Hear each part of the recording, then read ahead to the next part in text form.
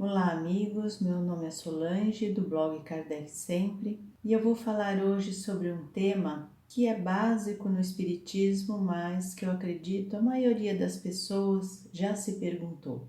O tema é: quem somos nós? Será que somos apenas um corpo de carne que vive durante alguns anos, mais ou menos curta a vida, que um dia morre e desaparece para sempre?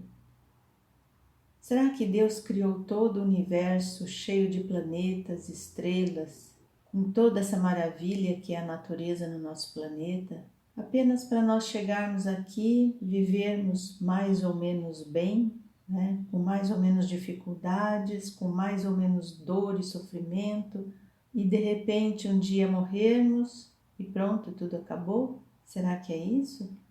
Ou será que somos uma alma?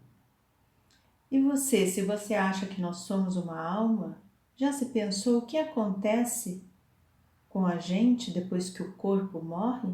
Já que somos uma alma, é de se supor que essa alma seja imortal, ou seja, o corpo morre, a alma continua vivendo. E o que você acha que acontece com essa alma depois da morte do corpo? Vejamos então um pouco do que o Espiritismo nos ensina sobre esse assunto. Deus criou a matéria que constitui os mundos que nós conhecemos, as estrelas, os planetas, e Deus criou também os seres inteligentes, que chamamos de espíritos, encarregados de administrar, de fazer evoluir os mundos materiais, segundo as leis imutáveis que Deus criou para o universo. E são esses espíritos perfectíveis por sua natureza, ou seja, Deus criou os espíritos com capacidade de se tornarem espíritos puros ou espíritos perfeitos. E aperfeiçoando-se, os espíritos se aproximam cada vez mais da divindade. Então existem dois elementos gerais no universo: matéria e espírito. E acima desses dois elementos, matéria e espírito, o Criador de tudo, Deus, o Pai de todas as coisas. Então, Deus, espírito e matéria constituem o princípio de tudo o que existe no universo, a Trindade universal. O espírito propriamente dito é o princípio inteligente, como nós chamamos no Espiritismo. Para nós, ele é imaterial, porque não tem nenhuma analogia com aquilo que nós chamamos de matéria. Os espíritos não são, como supõem muitas pessoas, uma classe de seres à parte na criação, porém as almas despidas do corpo carnal, as almas então sem o corpo carnal daquelas pessoas que viveram na Terra ou em outros mundos. Aquele que admite a sobrevivência da alma ao corpo físico admite, da mesma forma, a existência dos espíritos. Negar os espíritos seria negar a alma. Faz-se geralmente uma ideia muito errônea do estado dos espíritos.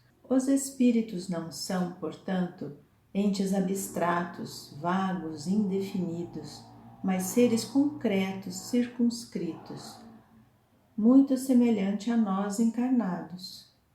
E só não são visíveis a nós porque os nossos olhos físicos não têm a habilidade de enxergá-los. Eles estão em toda parte e formam a população do mundo invisível.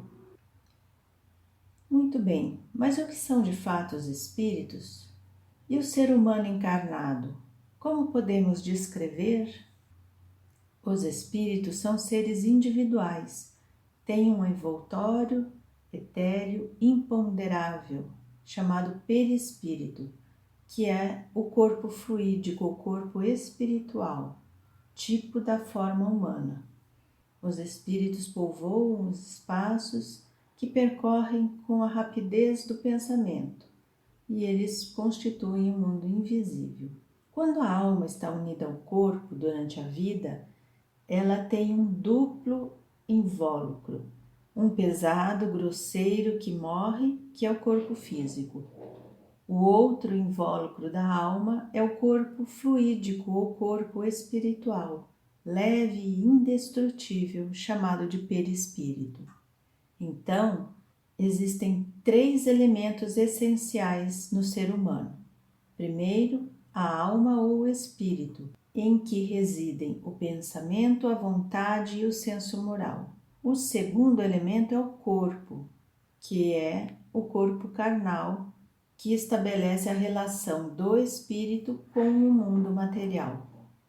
E o terceiro é o perispírito, que é o invólucro fluídico, leve, imponderável, que serve de laço entre o espírito, ou seja, a alma, e o corpo.